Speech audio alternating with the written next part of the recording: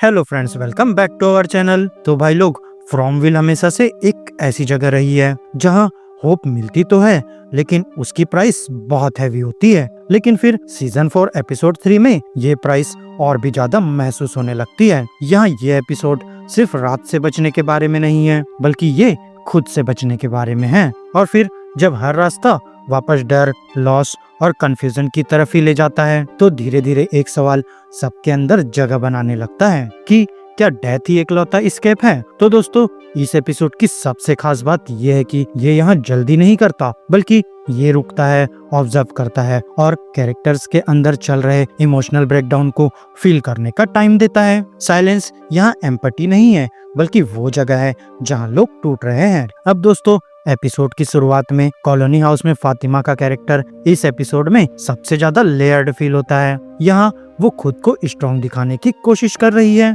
लेकिन क्लियरली कुछ उसके अंदर शिफ्ट हो चुका है। और ये सिर्फ ट्रॉमा नहीं है जो उसने फेस किया है, बल्कि ये एक डीपर चेंज है जो उसकी पर्सनैलिटी को ही रीशेप कर रहा है। वहीं फिर इस्माइली के साथ जो कुछ हुआ, उसके बाद से फातिमा वो नहीं रही जो पहले थी। वहीं फिर एल्जिन, जो खुद गिल्ट और कंफ्यूजन में फंसा हुआ है, वो ये सोचता है कि शायद उसे फातिमा से दूर रहना चाहिए। शायद वो ये मानता है कि उसकी प्रेजेंस सिचुएशन को और कॉम्प्लिकेटेड बना रही है। लेकिन फिर जब वो डिस्टेंस क्रिएट करने की बात करता है, तो फातिमा उसे रोक देती है। यहाँ वो उसे दूर नहीं करती, बल्कि उससे हेल्प मांगती है। दोस्तों, यहाँ ये मोमेंट बहुत सबटल है, लेकिन उसके साथ पावरफुल भी है। और फिर ये सिर्फ फॉरगिवनेस का साइन नहीं है, बल्कि एक्सेप्टेंस का भी है। जैसे फातिमा समझ गई हो कि फ्रॉमविल सिर्फ लोगों को ट्रैप नहीं करता, बल्कि उन्हें बदल देता है और शायद उनका यूज भी करता है। वहीं दोस्तों, एलिस का रोल यहाँ एक इमोशनल सपोर्ट सिस्टम जैसा हो जाता है। जब वो फातिमा को एक बेसबॉल बैट देता है और उसे एक अबेंडेंट कार के सामने खड़ा करता है, तो यहाँ वो सीन सिर्फ गुस्से का आउटबर्स्ट नहीं लगता, बल्कि वो एक रिलीज है, एक थेरेपी जैसा मोमेंट है जहाँ फातिमा अपने अंदर के प्रेशर को बाहर निकाल रही है। यहाँ हर स्विंग के साथ ऐसा लगता है जैसे वो अपने अंदर के किसी अंधेरे से लड़ रही हो। दोस्तों, ये डेस्परेशन भी है और सर्वाइवल इंस्टिंक्ट भी। और फिर तभी एक छोटा सा मोमेंट आता है जब वो हल्की सी स्माइल करती है। यहाँ वो स्माइल बहुत छोटी है, लेकिन उसका इम्पैक्ट बहुत बड़ा है, क्योंकि फ्रॉमविल जैसी जगह में कोई भी पॉजिटिव इमोशन रेयर होता है। लेकिन फिर जैसे एक्सपेक्टेड है, ये मोमेंट ज्यादा देर नहीं टिकता। और फिर जब फातिमा वापस कॉलोनी हाउस आती है और एल्जिन को बेडरूम के बीच में मिट्टी जमा करते हुए देखती है, तो यहाँ सीन इंस्टेंटली अनकंफर्टेबल हो जाता है। ये एक्ट यहाँ नॉर्मल नहीं लगता, बल्कि यहाँ रिचुअलिस्टिक फील होता है। लेकिन दोस्तों, यहाँ सबसे ज्यादा डिस्टर्बिंग चीज एल्जिन का बिहेवियर नहीं, बल्कि फातिमा का रिएक्शन है। यहाँ वो कामली कह देती है कि ये काफी नहीं है। ये एक सिंपल लाइन है, लेकिन इसकी मीनिंग बहुत डीप है। यहाँ ये हिंट देता है कि शायद फातिमा कुछ ऐसा समझ रही है या फील कर रही है जो बाकी लोग नहीं समझ पा रहे हैं। और फिर दोस्तों, इस पॉइंट पर यह सवाल उठता है कि क्या ये सिर्फ किसी को दफनाने की प्रिपरेशन है या फिर किसी नए फेज की शुरुआत। वहीं फिर दूसरी तरफ बॉयड का आर्क कम्प्लीटली इंटरनल स्ट्रगल को हाईलाइट करता है, जहां वो अपनी वाइफ की डेथ के गिल्ट से अब तक बाहर नहीं आ पाया है। उसके ड्रीम्स उसे बार बार उसी मोमेंट में ले जाते हैं जहां सब कुछ खत्म हुआ था, और ये गिल्ट उसके डिसीजंस को अफेक्ट करते हैं। और फिर दोस्तों, शायद इसी वजह से जब एकोस्टा उससे एक बुलेट मांगती है अपनी लाइफ खत्म करने के लिए, तो वो उस रिक्वेस्ट को लाइटली नहीं लेता। तो यहाँ एकोस्टा का काम बिहेवियर ही उसे और अनसेटलिंग बना देता है। यहाँ वो डर नहीं रही, बल्कि वो बस थक चुकी है। और फिर बॉयड के पास ऑप्शन था कि वो उसे इग्नोर कर देता, लेकिन वो उसे एक नया पर्सपेक्टिव देता है। वो उसे एक शॉर्टेज रूम में ले जाता है जहाँ रैंडम ऑब्जेक्ट्स पड़े हुए हैं, और उसे बोलता है कि इन्हें क्लूज की तरह देखो। दोस्तों, यहाँ ये आइडिया कि फ्रॉमविल एक पजल हो सकता है, एक पावरफुल शिफ्ट है। यहाँ एस्केप सिर्फ भागने में नहीं, बल्कि समझने में भी हो सकता है। लेकिन फिर बॉयड भी कम्प्लीटली कंट्रोल में नहीं है, क्योंकि जब वो अपनी वाइफ की ग्रेव के पास बैठा होता है, और तभी जमीन के अंदर से एक हाथ निकलकर उसे पकड़ने की कोशिश करता है, तो वो मोमेंट प्योर हॉरर से भरा होता है। यहाँ ये सीन सिर्फ शॉक वैल्यू के लिए नहीं है, बल्कि ये एक डीपर क्वेश्चन रेस करता है कि क्या डेड लोग सच में जा चुके हैं या वो किसी तरह से अब भी कनेक्टेड हैं? क्या वो कम्युनिकेट करना चाहते हैं या फिर किसी और को अपनी तरफ खींचना चाहते हैं? वहीं फिर दोस्तों इसके पैरेलल सोफिया का ट्रैक धीरे धीरे डार्क होता जा रहा है। यहाँ बाहर से वो इनोसेंट लगती है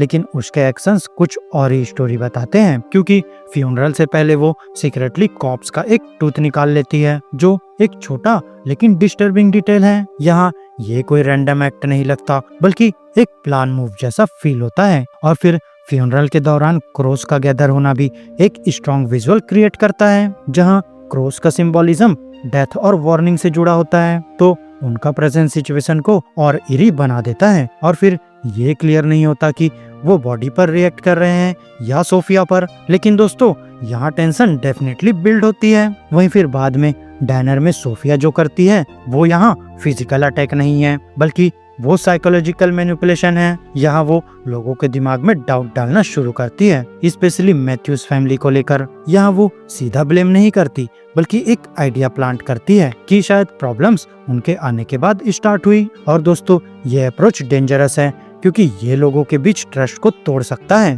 क्योंकि फ्रॉमविल जैसी जगह में यूनिटी ही सर्वाइवल का बेस है और अगर वो ब्रेक हो जाए तो सिचुएशन और खराब हो सकती है। वहीं फिर दोस्तों जूली का कैरेक्टर इस एपिसोड में आंसर्स के पीछे भागता हुआ दिखाई देता है। यहाँ वो अपनी एबिलिटीज को समझना चाहती है और बिलीव करती है कि आंसर्स इथन की स्टोरी बुक्स में हो सकते हैं। वहीं फिर रैंडल का उसकी हेल्प करना एक अनएक्सपेक्टेड टर्न है, क्योंकि पहले वो अनरिलायबल लगता था, लेकिन जब वो डेब्रिस के अंदर जाकर एक कर्स्ड बॉडी देखता है और फिर भी रुकता नहीं, तो यहाँ ये दिखाता है कि शायद वो चेंज हो रहा है। शायद ये उसका रिडेम्पशन आर्क है जहाँ वो अपनी ह्यूमैनिटी को होल्ड करने की कोशिश कर रहा है। वहीं फिर टेबिता की जर्नी भी इम्पोर्टेंट है, जहाँ वो लाइट हाउस के ड्राइंग को फॉलो करते हुए बॉटल ट्री तक पहुँचती है। यहाँ उसका बिलीफ है कि ये जगह आंसर्स दे सकती है, लेकिन दोस्तों यहाँ अनसर्टेनिटी भी उतनी ही स्ट्रांग है। यहाँ जब बॉय इन वाइट दोबारा अपीयर होता है और इस बार और बड़ा दिखाई देता है, तो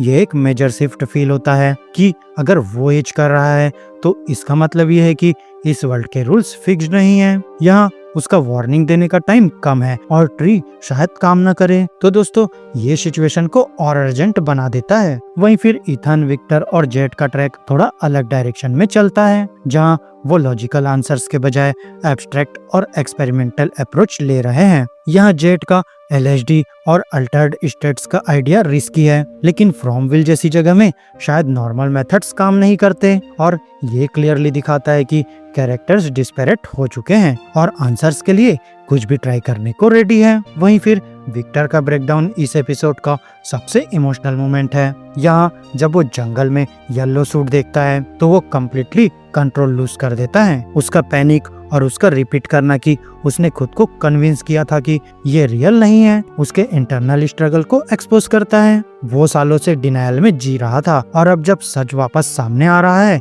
तो वो उसे हैंडल नहीं कर पा रहा। तो दोस्तों यहाँ एपिसोड का ओवरऑल टोन स्लो है लेकिन साथ ही हैवी भी है। यहाँ हर कैरेक्टर कुछ न कुछ फेस कर रहा है, लेकिन सब अलग डायरेक्शन में मूव कर रहे हैं। कोई आंसर्स ढूंढ रहा है, कोई होप खो रहा है और कुछ लोग खुद को ही लूज कर रहे हैं। तो अब मेन सवाल ये नहीं है कि फ्रॉमविल से कैसे निकला जाए, बल्कि सवाल ये है कि अगर कोई बाहर निकल भी गया तो क्या वो वही इंसान रहेगा जो अंदर आया था। और शायद फ्रॉमविल का असली हॉरर यही है कि ये सिर्फ तुम्हें रोकता नहीं बल्कि ये तुम्हें बदल देता है, इतना कि तुम खुद को पहचान नहीं पाते। तो फ्रेंड्स, मेरी आज की इस वीडियो में बस इतना ही।